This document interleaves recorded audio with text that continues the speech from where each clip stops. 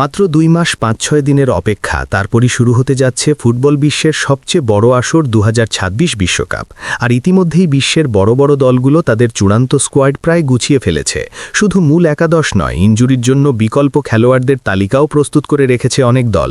কিন্তু অবাক করার মতো বিষয় হচ্ছে, ফুটবল ইতিহাসের অন্যতম সফল দল ব্রাজিল এখনও পর্যন্ত তাদের পারফেক্ট স্কোয়াড নির্ধারণ করতে পারেনি। কোচ কার্লো আনচেলোত্তি এখনও নিশ্চিত নন কোন কোন খেলোয়াড় নিয়ে তিনি বিশ্বকাপে যাবেন। আর এই অনিশ্চয়তাই কি ব্রাজিলের জন্য বড় বিপদের সংকেত?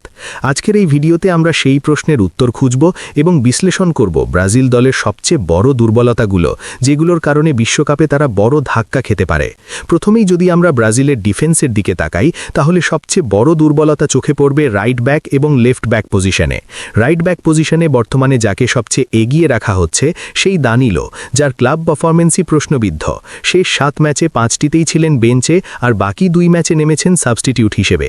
এমনকি সর্বশেষ ম্যাচেও তিনি 1 মিনিটের জন্য মাঠে নামার সুযোগ পাননি। এখন প্রশ্ন হচ্ছে, এমন একজন খেলোয়াড় কিভাবে ব্রাজিলের মতো দলের জন্য ফিক্সড রাইট ব্যাক হয়ে যায়? এটা স্পষ্ট করে দেয় যে এই পজিশনে ব্রাজিল কতটা সংকটে আছে। বিকল্প হিসেবে ওয়েস্টলিন নাম আসলেও ইনজুরির কারণে তিনিও পুরোপুরি ফিট নন, ফলে তাকে নিয়েও অনিশ্চয়তা থেকেই যাচ্ছে। অন্যদিকে ভ্যান্ডারসন ছিলেন একটি শক্ত অপশন, কিন্তু ইনজুরির কারণে তার বিশ্বকাপ খেলার সম্ভাবনাও অনেকটাই শেষ। অর্থাৎ আনচেলোত্তির পরিকল্পনার একটি বড় অংশ ইতিমধ্যেই ভেঙে পড়েছে। ফলে রাইট ব্যাক পজিশনে ব্রাজিল স্পষ্টভাবেই দুর্বলতা নিয়ে বিশ্বকাপে যেতে পারে। এবার যদি আমরা লেফট ব্যাকের দিকে তাকাই, সেখানে ডগলাস সান্টোস প্রায় নিশ্চিত হলেও তার ব্যাকআপ নিয়ে এখনও ধোঁয়াশা রয়েছে। অ্যালেক্স সান্ড্রো ফিট থাকলে হয়তো সুযোগ পাবেন, কিন্তু তার ইনজুরি ইতিহাস চিন্তার কারণ। আর তৃতীয় অপশন হিসেবে এখনও কোনো নির্ভরযোগ্য খেলোয়াড় খুঁজে পাননি আনচেলোত্তি, যার কারণে নতুন মুখ কাইকি পর্যন্ত দলে ডাক পেয়েছে। যদিও কার্লোস অগাস্টো, অ্যালেক্স টেলেস বা অন্য কিছু নাম আলোচনায় আসে, কিন্তু তারা কেউই পারফেক্ট সমাধান হিসেবে উঠে আসতে পারেনি। ফলে ডিফেন্সের দুই পাশেই বড় ফাঁক রয়ে গেছে। এবার আসি ব্রাজিলের সবচেয়ে বড় কৌশলগত সমস্যার দিকে, লো ব্লক ভাঙতে না পারা। আধুনিক ফুটবলে অনেক দলই ডিফেন্সিভ সেটআপে খেলে, এবং ব্রাজিলের বিপক্ষে প্রায়ই আমরা দেখি প্রতিপক্ষ দল গভীর ডিফেন্সে নেমে যায়। কিন্তু এই ধরনের পরিস্থিতিতে ব্রাজিল বারবার ব্যর্থ হচ্ছে, কারণ তাদের খেলার ধরন মূলত উইং ভিত্তিক।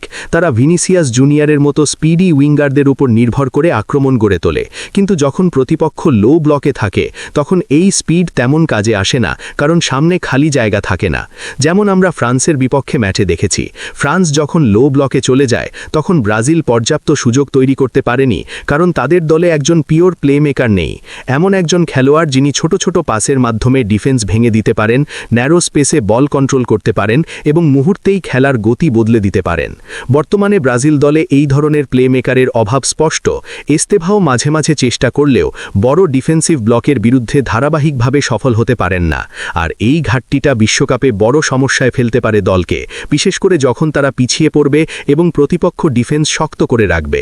তবে যদি নেইমার জুনিয়র দলে ফিরে আসেন, তাহলে পরিস্থিতি কিছুটা বদলাতে পারে, কারণ নেইমারই সেই ধরনের খেলোয়াড় যিনি ন্যারো স্পেসে ম্যাজিক তৈরি করতে পারেন এবং একাই ম্যাচ ঘুরিয়ে দিতে পারেন। কিন্তু যদি নেইমার না থাকেন, তাহলে ব্রাজিলের আক্রমণ অনেকটাই একমাত্রিক হয়ে পড়বে। আরেকটি গুরুত্বপূর্ণ সমস্যা হচ্ছে মিডফিল্ডে বল ক্যারি করে এগিয়ে নেওয়ার মতো খেলোয়াড়ের অভাব। আধুনিক ফুটবলে মিডফিল্ডারদের শুধু পাস দিলেই চলে না, তাদের বল নিয়ে সামনে এগিয়ে যেতে হয়, ডিফেন্স ভেঙে ফাইনাল থার্ডে পৌঁছতে হয়। কিন্তু ব্রাজিলের মিডফিল্ডে এমন খেলোয়াড় খুব কম। ক্যাসেমিরো মূলত ডিফেন্সিভ দায়িত্ব পালন করেন, আর ব্রুনো গুইমারেস মাঝে মাঝে বল এগিয়ে নিলেও সেটা ধারাবাহিক নয়। ফলে মিডফিল্ডে ডমিনেশন তৈরি করাও কঠিন হয়ে পড়ছে, এবং এই সমস্যা থাকলে বড় ম্যাচে ব্রাজিল চাপে পড়ে যাবে। সবকিছু মিলিয়ে ব্রাজিলের সামনে এখন 3টি বড় চ্যালেঞ্জ: ডিফেন্সের দুই পাশে দুর্বলতা, লো ব্লক ভাঙার জন্য কার্যকর প্লেমেকারের অভাব এবং মিডফিল্ডে বল প্রোগ্রেশন করার ঘাটতি। এই সমস্যাগুলো যদি বিশ্বকাপের আগেই সমাধান করা না যায়, তাহলে ব্রাজিলের জন্য 2026 বিশ্বকাপ খুব কঠিন হয়ে যেতে পারে এবং শিরোপার স্বপ্নও ভেঙে যেতে পারে। এখন প্রশ্ন হচ্ছে, আনচেলোত্তি কি এই 2 মাসে সব সমস্যা ঠিক করতে পারবেন, নাকি আবারও বড় টুর্নামেন্টে হতাশ করবে সেলেসাও? আপনার কি মনে হয়, ব্রাজিল কি সত্যিই প্রস্তুত, নাকি এবারও হতাশা অপেক্ষা করছে? কমেন্টে আপনার মতামত জানাতে ভুলবেন না।